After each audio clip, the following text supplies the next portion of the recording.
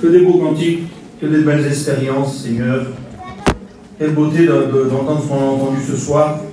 Amen. Amen. J'ai une mauvaise nouvelle. Le monde court à sa perte. J'ai une mauvaise nouvelle, tout va mal. Je ne vais pas vous dire que tout va bien, je vous dirai des bêtises. Je ne vais pas vous dire qu'on est dans le monde des bisounours, c'est pas vrai. Tout va mal. Il y a des bruits de guerre de partout, il y a des famines de partout, il y a des épidémies, il y a la mort qui frappe un peu de partout, il y a de l'insécurité dans le monde. Tout va mal. Qui peut me dire le contraire? On ne peut pas regarder au compte en banque d'une personne ou à la bonne santé financière d'une personne ou de santé physique. C'est le monde qui va mal. Le monde aujourd'hui est incertain. Le monde aujourd'hui, pas seulement en France, dans le monde entier, ça va mal. Mais j'ai une bonne nouvelle. Jésus vient nous sortir de ce monde. Jésus vient nous chercher. Il nous l'a promis. Il l'a dit dans l'évangile de Jean, chapitre 14. Je m'en vais vous préparer une place. Et quand cette place sera préparée, je viendrai vous chercher pour vous prendre avec moi. Jésus revient. S'il l'a promis, ce qu'il dit, ne le ferait-il pas? S'il a promis, ne l'accomplirait-il pas? Jésus est le même hier, aujourd'hui, éternellement. S'il a dit il y a 2000 ans, ça va s'accomplir. De quel côté de la barrière es-tu? Du côté où tout va mal ou du côté où il vient nous chercher? Jésus ne vient pas pour nous améliorer. Il n'y a pas une personne dans cette salle ici. Il y en a peut-être pour marquer. Mais il n'y a pas une personne qui a rencontré Jésus, qui lui a donné son cœur, qui a accepté de changer d'attitude. C'est ça? Non. On ne fait pas seulement changer d'attitude quand on vient à Dieu. Jésus transforme toute notre vie. On ne devient pas des bons religieux assis sur une chaise pour écouter 2 fois par semaine le message, pour dire d'améliorer un petit peu notre façon de faire, avoir un meilleur vocabulaire, avoir un peu plus d'instruction, avoir un peu plus de connaissance des Écritures. Non. Jésus vient, rentre à l'intérieur de nos cœurs, il arrache un cœur de pierre, il met un cœur de chair, il transforme tout, le Seigneur. Le Seigneur ne fait pas dans l'amélioration. Le Seigneur, il transforme les cœurs. Le Seigneur, il transforme les vies. Tu es peut-être rentré ici ce soir avec un grand problème dans ton cœur. Il y a peut-être de l'incertitude en toi. Tu te demandes peut-être comment tu vas t'en sortir de ta situation. Je voudrais te dire que le prince de la paix est au milieu de nous. Celui qui calme les cœurs, les pensées, celui qui transforme, qui change, qui bénit, est au milieu de nous. Il a une parole de Dieu pour toi ce soir. Il voudrait te dire, viens, viens. Vous remarquez ça l'autre jour dans la réunion. Vous savez, il y a dans la parole de Dieu que j'ai dans les mains, comme tous les frères qui sont ici, on a la Bible. C'est la même. Alors, la Bible avec la couverture qu'il y a là-dessus, là, c'est moi qui l'ai fait faire. Je l'ai acheté pour la 2e année d'études, cette Bible. Elle m'appartient, c'est à moi. Amen. C'est ma Bible. N'essayez pas de la prendre, c'est bien. Je ne me défendrai pas sur grand-chose, mais celle-ci, vous ne l'aurez pas. Et puis, une fois, la couverture était abîmée, je l'ai fait refaire. Elle me plaît comme ça, elle est bien. Voilà, c'est de la Bible. Mais le contenu, par contre, de l'intérieur, ne m'appartient pas. C'est pas à moi. L'enveloppe, elle est à moi. Le cuir qu'il y a dessus, il est à moi. Mais même si on ferait brûler la Bible aujourd'hui, le contenu, il est éternel. Il est la parole de Dieu. Il est le témoin véritable. Il est celui qui est ici ce soir. La Bible nous dit qu'au commencement était la parole, que la parole était avec Dieu et que la parole était Dieu. Que toutes choses ont été faites par elle, que rien n'a été fait sans elle. Elle était au commencement avec Dieu et elle a été manifestée en chair. C'est Jésus-Christ. Il est la parole de Dieu. Je voudrais te dire que tu peux recevoir la parole dans ton cœur ce soir. Elle peut t'appartenir aussi. Tu en auras peut-être une sur l'étagère. Ce qu'il faudrait, c'est qu'elle rentre dans ton cœur. Je voudrais te dire que l'épée de l'esprit, qui est la parole de Dieu, voudrait transpercer ton âme dans cette soirée. Il voudrait faire de toi un enfant de Dieu. La bonne nouvelle, c'est, Seigneur, que tu es rentré ici avec... je reviens sur ce que je voulais dire après. Tu es rentré ici avec peut-être beaucoup de soucis, de problèmes, de difficultés, avec beaucoup d'incertitudes. Tu t'es dit, quand tu viens à la réunion, peut-être ça te fait un peu de bien. J'ai connu un homme, un jour comme ça, c'était un copain à mon père, et puis mon père me disait ça sur lui. Il disait quand il était très agité, ce homme-là. Et quand il rentrait dans la réunion, il disait ça m'apaise. Et oui, ça t'apaise. Il y a le Saint-Esprit au milieu de nous. Le Saint-Esprit calme tout. Mais il ne faut pas avoir seulement un peu de paix 1 heure dans la réunion. Quelle tristesse, Seigneur. Vous croyez que les chrétiens qui sont ici, je vous parle à vous qui n'appartenez pas encore à Jésus. Vous croyez que les chrétiens qui sont ici, ils ont juste un peu de paix dans la réunion? Vous voyez, c'est ça la vie de Dieu. 2 réunions par semaine, un culte. C'est toute la journée. Le Seigneur, il nous donne sa paix, il nous laisse sa paix. Il ne nous la prête pas, il nous l'a donnée. Seigneur, un chrétien, il est en paix. Il y a des moments où le monde voudrait nous agresser et voudrait nous faire changer d'attitude. Mais nous sommes des enfants de Dieu. Seigneur, tu peux le devenir, on ne le mérite pas. Je voudrais dire ces mots-là avant d'aller plus loin. Nous sommes sauvés par grâce. J'ai une bonne nouvelle pour toi, c'est que c'est par grâce que nous sommes sauvés. Par le moyen de la foi, ça ne vient pas de nous. Comment ça ne vient pas de nous, non? Alors que nous étions encore des pécheurs, Christ est mort pour nos péchés. Il a voulu nous réconcilier. Il a fait, Seigneur, dans sa chair, il a marqué la réconciliation entre toi et Dieu. Il a réconcilié ce qui est sur la terre et ce qui est dans les cieux. Il a pris la main de Dieu, son Père, et ta main à toi, et il veut les réconcilier. Vous savez, entre le guitariste et la guitare, il y a ce qu'on appelle, comment on appelle ça? Un médiateur. Jésus-Christ est le médiateur entre Dieu et les hommes. Il n'y avait pas de possibilité. Mais Christ, lui, a fait le miracle. Christ, lui, dans sa chair, il a donné sa vie pour toi, pour que tu sois réconcilié avec Dieu. Il n'y avait pas moyen. Mais je voulais vous dire ça, Jésus, dans ce monde, il a accompli toutes choses, il a rendu tout à merveille. Le Seigneur, aujourd'hui, c'est la stabilité du monde. Si tout va mal dans le monde, si la terre chancelle, si le monde vacille, je voudrais te dire que Dieu ne vacille pas. Je voudrais te dire que le Christ ne vacille pas, que le Saint-Esprit ne vacille pas. Aujourd'hui, il est le véritable, il ne changera jamais. Il est éternel. Et il donne la sécurité. Le Seigneur, dans cette soirée, voudrait te dire, comme il l'a dit un moment à Matthieu. On l'a écouté l'autre jour, et c'est ça que je voudrais te dire. Il a dit, viens, et suis-moi. Il n'a pas dit grand-chose, il a dit deux mots. Viens, et suis-moi. Et quand je regarde dans la parole de Dieu, on sait qu'il y a les évangiles, les frères, vous le savez comme moi. Il y a trois évangiles qui se ressemblent beaucoup, c'est Matthieu, Marc et Luc.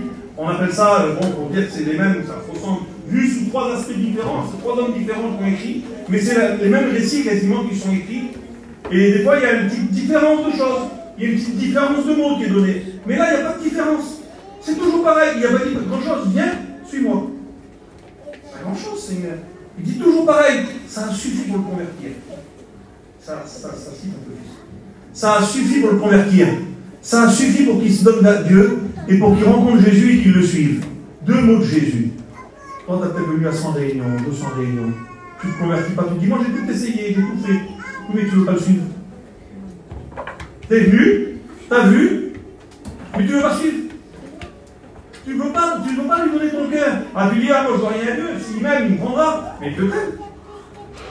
La Bible nous dit ça, et c'est Jésus qui le dira dans l'évangile de Jean, chapitre 3, verset 16. Dieu a tant aimé. C'est le Fils qui dit ça de son Père, imaginez-vous. Il dit, imaginez-vous un petit peu. C'est comme si, que, je ne sais pas, il y a un qui est là, et quand son Fils dirait, ben mon Père il vous a tellement aimé à vous qui êtes là dans la salle, là. Comme si que le petit Abdi dirait ça sur son Père. Mon Père il vous a tellement aimé à vous, et ben tu vas donner à moi pour vous. Je vais aller à la croix pour vous. Vous imaginez un petit peu, ça nous paraît une folie pour nous. La prédication de la croix est une folie pour ceux qui périssent. Mais elle est une puissance de Dieu pour ceux qui sont sauvés. Je voulais te dire que c'est une folie de savoir que Dieu nous a tellement aimés qu'il a donné son Fils. Pourquoi alors? Il ne pouvait pas nous sauver sans qu'on passe par la croix. Il ne pouvait pas nous sauver sans qu'il y ait une effusion de sang, sans que le sang coule. Non, je voulais vous te dire que quand il y a quelque chose à payer, Jésus paye les dettes. Jésus paye la dette ce soir. Ta dette, à toi, tu ne pourras jamais payer, parce que la Bible nous dit que le rachat de l'âme est cher et n'aura jamais lieu par l'homme. Impossible à l'homme de se racheter lui-même. La Bible nous dit qu'ils ne peuvent pas se racheter l'un l'autre. C'est impossible. Il n'y a pas de possibilité. Tu me dis peut-être dans ton cœur. L'autre jour, je parlais avec un des cousins qui est peut-être là ce soir. Elle disait, tu sais, moi, je suis un bon pécheur. Je suis gentil, je n'ai pas besoin de toi. Je suis simple, c'est vrai, il était simple. Je ne suis pas un grand pécheur. Si vous savez quel fait de péché là, je vais dire, t'en as plein. Ils ne s'en rendent pas compte. Il y a des gens qui vont pas au cœur et qui croient que d'être pécheur, c'est faire des choses extraordinaires. C'est au-dessus des dieux, c'est le plus grand des péchés. Jésus a donné son Fils, Dieu a donné son Fils pour toi. Il a donné la vie de son Fils pour toi. Pourquoi? Parce que rien ne souille de comment on sait. Rien. Il faut que tu sois revêtu de sainteté. Et tu ne pourras jamais par toi-même. Si le sang de Jésus ne passe pas sur ta vie, la dette ne sera jamais payée. L'ardoise ne sera jamais effacée. Il y aura toujours quelque chose qui t'empêchera. Tu pourras te présenter avec toute une panoplie de bonnes œuvres. Tu ne rentreras pas, ça restera en dehors du ciel. Tu pourras te présenter avec les plus grandes gentillesses qui existent. Tu ne rentreras pas. Avec les meilleures actions qu'il peut y avoir, tu ne rentreras pas. Le seul qui peut te faire rentrer au ciel, c'est le sang de Jésus. C'est une grâce d'être sauvé. Ce n'est pas un mérite. Et un homme, un jour, il est venu vers Jésus, il a dit, bon maître, que faut-il faire pour hériter? On n'hérite pas du ciel. Ce n'est pas un héritage qui nous est transmis. Ça nous est donné par celui, Seigneur, on ne peut pas le négliger. Ça nous est donné, Seigneur Jésus, dans notre incapacité qu'on a, là, dans notre méchanceté qu'on a, dans notre façon de faire qu'on a. Dieu nous donne. Seigneur, la grâce, ça ne se mérite pas. La grâce, ça ne s'obtient pas. La grâce, elle nous est offerte. La grâce, quand il dit ça, il faut la saisir. Si tu pouvais saisir la grâce dans cette soirée. Si tu pouvais saisir la grâce dans cette soirée. Amen. Je lis un verset quand même de la parole de Dieu. Je disais ça ce matin, j'ai l'église qui prêchait la parole de Dieu, pour ceux qui l'ont vu. Je vous dis la vérité. Je sais pas, vous savez, on a les garçons qui sont aux études en ce moment, il y a toute une équipe de frères qui sont là-bas, des étudiants. Et quand on écoute les messages qu'ils prêchent, le premier message, Seigneur. Et bien, je vous dis la vérité, ils sont vraiment envahis. Ils ont reçu du Seigneur. J'ai écouté le message ce matin. Vous savez ce qui m'a touché? J'ai écouté le message, je l'ai écouté 2 ou 3 fois, j'étais béni. Vous savez ce qui m'a touché? L'autre jour, j'ai écouté le message à Tyrone, j'étais béni. Vous savez ce qui m'a touché? C'est pas les beaux mots. C'est pas la petite note spéciale. C'est que le cœur est touché. Seigneur, quand on transmet ça, on transmet la vie. Je voulais vous dire que quand ce soir-là, moi, je n'ai pas la prétention de vous apporter ou de vous donner quoi que ce soit. Mais Seigneur Jésus voudrait vous donner la vie. Seigneur, il faudrait que tu arrêtes de résister maintenant. Il faudrait que tu arrêtes de résister, mais il faudrait que tu le suives aussi. Viens et vois. Viens, suis-moi. Il y a des mots comme ça que le Seigneur il dit tout simple et que vous voudrez compliquer. Mais le Seigneur voudrait être simple avec toi ce soir. Viens et vois. Viens, suis-moi. C'est compliqué ça. Tu comprends ce que je dis ça? Regardez le jeune garçon qui est là. Il a une quinzaine d'années, 13 ans, 12 ans, je ne sais pas moi. Allez, je le vieillis un petit peu, mais je vais m'en engueuler après. Mais si je lui demande, tu comprends, ça veut dire quoi? Ça veut dire quoi? Viens et suis-moi. Tu comprends, ça veut dire quoi? Si je lui dis en partant d'ici, viens et suis-moi, il me suit. Tu vas comprendre. Et on pourrait dire des fois, c'est pas si simple que ça. Mais si, c'est si simple que ça. C'est aussi simple que ça. C'est aussi simple que ça parce que pour lui, c'est compliqué. La Bible nous dit dans le livre aux Hébreux, au chapitre 5 et au verset 7, il nous dit qu'il a appris l'obéissance. Amen. Amen.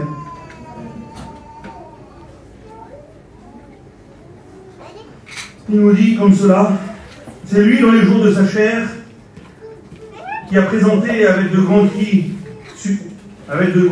et avec larmes des prières et des supplications à celui qui pouvait le sauver de la mort. Et il a été exaucé à cause de sa piété. Il a appris, bien qu'il soit fils, l'obéissance par les choses qu'il a souffert. Je veux te dire que le Christ dans le ciel, il faisait tellement les délices de son Père qu'il n'avait pas besoin d'apprendre l'obéissance, il obéissait naturellement. Mais là, il doit passer par quelque chose, le Christ, pour toi. Et je voudrais bien que tu saisisses ces mots-là. Dans les 5 minutes qui me restent, que je vais te prêcher la parole de Dieu là, je voudrais que tu saisisses ces mots-là. C'est pour toi qu'il l'a fait. Regarde pas ton voisin en disant, si seulement l'autre là-bas il pourrait recevoir toi, tu as besoin de le recevoir. Tu es peut-être le plus gentil dans la salle là, tu es plus gentil peut-être que tous les pasteurs, tu es peut-être le plus innocent de tous, tu as besoin de le recevoir. Si tu crois que tu n'en as pas besoin, c'est toi qui en as le plus besoin. Je voudrais te dire que Jésus-Christ, lui, il a appris l'obéissance bien qu'il fût fils. Seigneur, par les choses qu'il a souffert, il n'avait pas. Seigneur, il était dans le ciel, il faisait une délice de son Père. Il nous lit le livre du Proverbe au chapitre 8, qu'il faisait sans cesse tous les jours les délices de son Père. Amen. Dieu se suffisait avec son Fils. Dieu, dans sa grandeur, dans sa magnificence, il a pris les étoiles, il les a jetés dans le firmament. Il a créé l'univers, la grandeur, la splendeur des choses, tout ce qui nous surpasse dans la beauté des choses, tout ce que tu vois autour de toi, là, tu regardes un peu plus loin, il y a la mer là qui est là. La grandeur de l'océan qu'on ne sait pas sonder. Dieu la sonde, il va au plus profond des océans. Tu pourrais t'y cacher dans la profondeur de l'océan. C'est ce qu'il nous dit le psalmiste au psaume 139, pardon. Tu pourrais te cacher dans la profondeur des mers, il viendrait te retrouver. Tu pourrais te cacher dans la hauteur des cieux, il viendrait aussi y lier. Tu pourrais être dans le plus grand du noir et vouloir dire, Dieu ne verra pas mon iniquité, Dieu voit tout. L'œil de Dieu voit tout, sonde tout, connaît tout. Il n'y a pas une parole qui est sur tes lèvres que déjà il ne l'a pas pesée. Dieu connaît tout, il connaît les pensées qu'il y a dans ton cœur, il connaît les animosités qu'il y a en toi, il connaît, Seigneur, la fureur qui se passe dans ton cœur des fois. Seigneur, s'il y a incalmable que tu voudrais dissimuler, il connaît aussi ton mécontentement, il connaît aussi ta souffrance et ta peine. Mais le Seigneur, lui, est venu à donner sa vie pour toi. Il a payé à la croix pour plus jamais que tu payes. Il a endossé la croix, il a porté sur ses épaules, il l'a amené au Golgotha. Et au Golgotha, Seigneur, il a payé pour l'humanité. L'humanité tout entière. Il a appris l'obéissance bien qu'il fût fils. Donc quand il était au Golgotha, le Seigneur, il n'a pas traité les hommes, il n'a pas rendu l'appareil de ce qu'on lui faisait.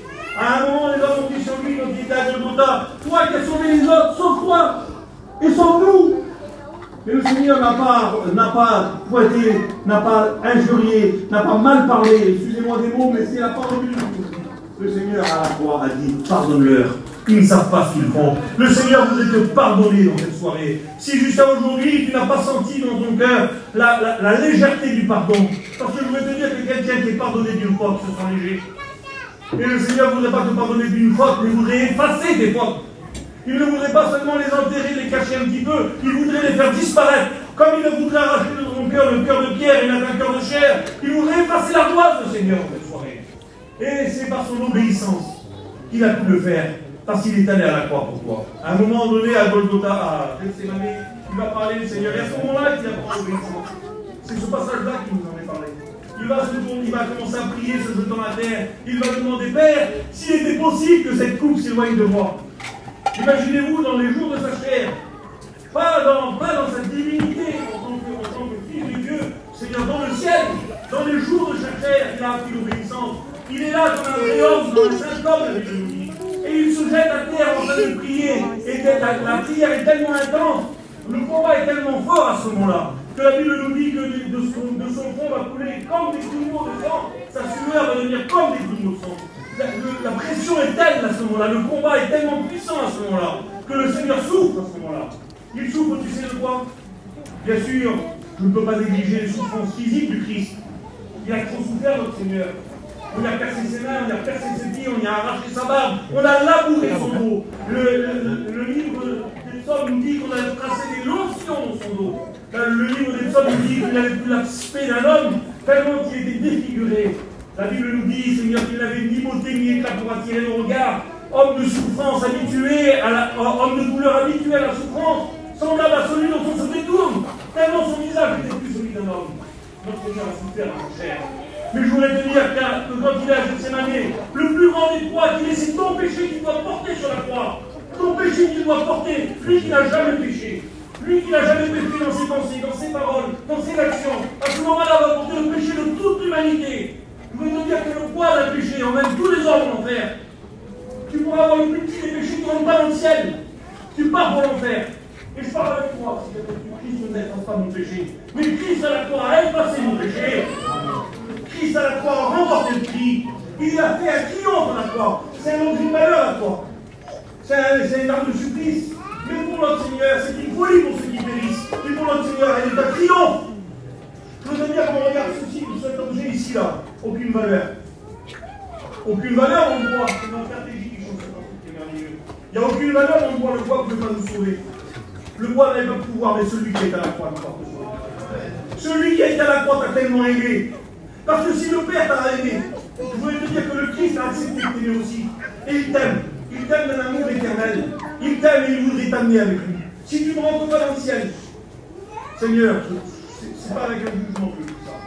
C'est avec une main tendue, Seigneur. Si tu ne rentres pas dans le ciel, c'est parce que tu ne pourras pas y rentrer. Ne dis pas, Dieu fait rien pour moi. Ne dis pas, qu'est-ce pourquoi le Seigneur ne veut pas le Seigneur de te sauver tous les jours. Le Seigneur te tend la main tous les jours. Le Seigneur est prêt à effacer l'acte tous les jours. Et tous les jours que tu l'offenses, tous les jours que tu restes loin de lui, il ne se souviendra plus. Le jour où tu lui demanderas pardon. Ce que tu auras commis jusqu'à ce moment-là, Dieu effacera l'acte qui te condamnait et qui t'a amené en jugement. Je voudrais te dire que c'est tes actes qui te condamneront, à moins que tu sois gracié. Et pour être gracié, lui, il a pris l'obéissance. Bien qu'il fût fils, il a appris l'obéissance. Quand il est à Gethsémane, il souffre. Il voudrait que cette coupe s'éloigne de lui. En tant qu'homme, il le demande. Mais il va avoir la plus belle haine, mon Seigneur, non pas ma volonté. Christ a fait plier sa volonté. Seigneur, sa volonté d'homme qui voulait refuser cela. Il a fait plier sa volonté à la parole de la bouche de son Père. Le Père a envoyé son Fils. Et il a accepté le plan. Le plan a été formé, vous pouvez lire dans le livre aux Éphésiens, au chapitre 1er, au verset 10. Le plan, c'est Dieu qui l'avait formé en lui-même. Et dans l'éternité, la Bible nous dit dans le livre de l'Apocalypse, dans l'éternité, je vis un agneau qui était immolé avant la fondation du monde. Le plan n'était pas un moyen de secours. Il était déjà, depuis le début, pensé comme cela. Bien sûr que Dieu savait qu'on allait pécher. Vous ne savez pas que vos enfants font mal, vous? Je vous pose une question. Vos petits, vous les aimez parce qu'ils sont parfaits? Répondez à cette question dans vos cœurs. Est-ce que vous aimez vos petits parce qu'ils sont parfaits? Parce qu'ils n'ont jamais rien fait, ils n'ont jamais fait une bêtise? Est-ce que vous les aimez parce qu'ils vous ont jamais menti, parce qu'ils n'ont jamais triché? Est-ce que vous les aimez pour ça? Je ne pense pas, non. Il n'y a aucun père, aucune mère qui pourrait dire ça.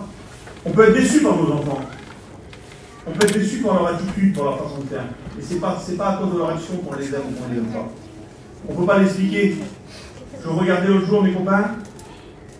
Regardez Francky qui était en haut de l'estrade, là, avec ses deux petits bébés, ses deux petits enfants dans les bras. Les petits, c'est petit. Son petit-fils et sa petite fille. 1 minute, il donne sa vie pour eux. 1 minute que l'enfant est né, on donne sa vie pour eux. Qu'est-ce qu'on peut expliquer ça? Oui, c'est la filiation. On veut te dire que Dieu a accepté que tu viennes par Jésus-Christ. C'est par Jésus-Christ. Jésus-Christ, lui, il te permet d'être adopté de Dieu. Si tu acceptes d'accepter le sang de Jésus sur ta vie, il faudrait dans cette soirée que tu te tournes vers lui et que tu lui demandes pardon pour ton péché. Je ne peux pas le faire pour toi. Ton fils qui est chrétien ne peut pas le faire pour toi. Ta femme qui est chrétienne ne peut pas le faire pour toi. Ton mari qui est chrétien ne peut pas le faire pour toi. Ils peuvent prier, l'amour de Dieu peut te pousser à la repentance, c'est la Bible qui nous dit dans le livre romain, mais le pardon, il n'y a que toi qui peux le demander. Vous savez, on n'est pas né de la dernière pluie, comme dirait l'autre. On n'est pas les plus intelligents, on n'est pas les. Voilà, on n'est pas les. Je ne vais pas vous dire qu'on n'est pas les plus belles, parce que celui qui dit ça, c'est souvent n'est pas bien intelligent. Mais voilà, on sait reconnaître quand quelqu'un dit excuse-moi. Vous voyez, si j'ai fait quelque chose d'un homme, je lui ai dit il sait si je suis sincère, si je dis hey, excuse-moi, il sait ce que ça veut dire.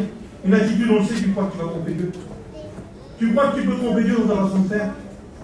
Tu crois que tu peux tromper Dieu. Il y en a qui disent ça. Je ne voudrais pas aller trop loin dans ce que je dis ce soir, je voudrais rester sur la bénédiction du Seigneur. Le Seigneur voudrait pardonner ton péché. Le Seigneur voudrait faire de toi un enfant de Dieu. Le Seigneur voudrait faire de toi une nouvelle créature. Il y en a qui disent ça, ah, je me tournerai vers le Seigneur dans le dernier moment. Quel amour! Imaginez-vous quel amour on a pour Dieu. Parce que je voudrais te dire que les choses de Dieu, c'est une histoire qu'il faut aimer. Les choses de Dieu, Christ vient chercher sa fiancée qui va être son épouse. Si tu veux en faire partie, il faut l'aimer. Je voudrais vous dire que, excusez-moi, je vais un petit peu voilà de dire ces mots-là, mais quand on était jeune pour cette fiancée, on n'a pas dit je viendrai te chercher quand tu auras 85 ans. Non? On n'a pas dit ça, non? On verra plus tard. On n'a pas dit ça. On a fait une petite tirelire, on a mis des petits sous de côté, on voulait faire ce qu'il y avait de mieux. Je voudrais te dire que le Seigneur voudrait avec toi, Seigneur, profiter de ce qu'il y a de mieux. Que tu lui donnes tout ton cœur, toute ta vie, toute ton âme, toute ta pensée, que tu deviennes véritablement quelqu'un qui l'aime plus que le péché, qui l'aime plus que le monde. Le Seigneur t'aime plus que tout. Il t'aime jusqu'à donner sa vie pour toi. Seigneur, il a toute l'obéissance, bien qu'il fût fils. À ton tour, tu ne crois pas que tu pourrais l'aimer? À ton tour, tu crois que tu ne pourras pas lui donner ta vie? Seigneur, pourquoi se compliquer? Pourquoi attendre une journée de plus? Pourquoi prendre le risque? Tu sais que je te l'ai dit au début de la prédication, le monde va mal, mais Jésus revient. Il n'y a rien qui peut aujourd'hui, dans les Écritures, il n'y a rien encore qui nous empêcher que Jésus revienne. Il n'y a rien qui empêche que Jésus revienne aujourd'hui. On pourrait dire, il faut qu'il se passe encore ceci ou cela, non? Le péché est au comble. Le péché est au comble de partout. Dans tous les endroits du monde, dans toutes les nations du monde, le péché est au comble. C'est la preuve que Jésus revient, la plus grande des preuves. Il peut revenir à l'instant où je te parle là. Vous avez peut-être vu déjà ça, qui aura prié le Seigneur. Vous avez peut-être vu déjà ça. Vous avez vu cette image là, on voyait ça beaucoup avant. L'image qu'on est dans une église et puis d'un coup, il y a une grande lumière qui se fait et ça rentre dans le monde de l'église. Il ne reste plus que quelques personnes dans la salle. Tu crois que c'est un film de science-fiction? Il l'a dit, le Seigneur. Un signal donné à la voix d'un archange. Au son de la trompette de Dieu, les morts en Christ ressusciteront. Et nous, les vivants, nous serons changés, transformés. Et ensemble, nous partirons à la rencontre du Seigneur dans les airs. Le Seigneur vient chercher son Église. Ça sera, la Bible nous dit, dans le livre aux Corinthiens, au chapitre 15, en un clin d'œil, en un temps. Ça représente, pas faire des mathématiques, mais un temps qui ne se divise pas. Ce n'est pas une centième de seconde, ce n'est pas une millième de seconde, en un temps qui ne peut pas se diviser. Ça va se faire comme ça, tu vas venir voir, tu auras le temps de voir. Vous savez, face à la mort, les hommes sont sincères bien souvent. On croit que face à la mort, on croit qu'on pourrait laisser compte. Je je ne peux ni juger personne, et je nie juger personne, moi je ne suis pas un juge, et je ne suis pas non plus quelqu'un qui a le pouvoir de sauver. Celui qui sauve, c'est Dieu. Je ne peux pas faire moi une action qui va vous sauver, j'en ai aucun pouvoir. Il n'y a pas un homme sur terre qui peut pardonner un autre homme, le seul qui peut le faire c'est Dieu. Il y en a qui disent comme cela, j'entends souvent chez nous, j'ai entendu bien des fois, j'ai été à bien des chevets, et j'ai fait bien des enterrements. Excusez-moi de dire ces mots-là, où j'ai vu des personnes qui ont été très sincères sur la dernière minute de leur vie, et je l'ai vu que c'était sincère. Et il y en a d'autres qui ont dit pardon, et je ne sentais pas de sincérité dans leur cœur. Je ne sais pas s'ils ont été sincères ou pas. Il y a certaines personnes, je ne peux pas me dire s'ils ont été sincères ou pas. Il y en a d'autres où j'ai été convaincu, moi. Mais moi, je ne suis pas Dieu. Je peux m'être trompé sur la personne que je ne pensais pas sincère. Et je peux m'être trompé sur la personne que je pensais sincère. Mais Dieu, on ne le trompe pas. Tu crois que tu pourras jouer avec Dieu? Tu crois que tu vas pouvoir le rouler? Tu crois que tu vas pouvoir rentrer dans le ciel? Vous savez, à un moment donné, il y a un homme qui est, on se trouve là dans une parabole de la parole de Dieu, il y a un grand festin qui est donné. Dieu a fait un grand festin. Et il a revêtu les convives de vêtements blancs qui le représentent le salut. Et dans ces personnes qui sont invitées, là, qui ont la robe blanche, ils sont dans le banquet qui est donné, et Dieu se réjouit de ce qui se passe. Mais il y en a un qui est au milieu là. Vous croyez pouvoir tricher, mais on ne trouve pas Dieu. Prenez-le, jetez-le dehors. Dans les ténèbres du dehors, les Bible dit, où il y a des pleurs et des grincements dedans, on ne trompe pas Dieu. Seigneur, attends pas, nous donner plus. Ça devrait te suffire pour te donner à Dieu. Ça devrait te suffire, Seigneur, pour dire, il a payé pour moi. Il a porté mon péché à la croix. Il veut pardonner, mon Seigneur, qui je suis. Il veut faire de moi une créature nouvelle. Il veut mettre de la joie dans mon foyer, dans ma maison. Il veut réconcilier. Il veut réparer. Il veut arranger. Seigneur, je ne sais pas moi. Il est admirable, Seigneur. Ça mérite qu'on lui donne notre vie. Seigneur, vous pouvez le faire, moi, dans cette soirée, tout simplement, je veux dire, Seigneur, mon cœur, Seigneur, il t'appartient, je te le donne encore. Seigneur, je ne peux rien garder pour moi, Seigneur. Tout pour toi, Seigneur. Je voudrais qu'on puisse, Seigneur.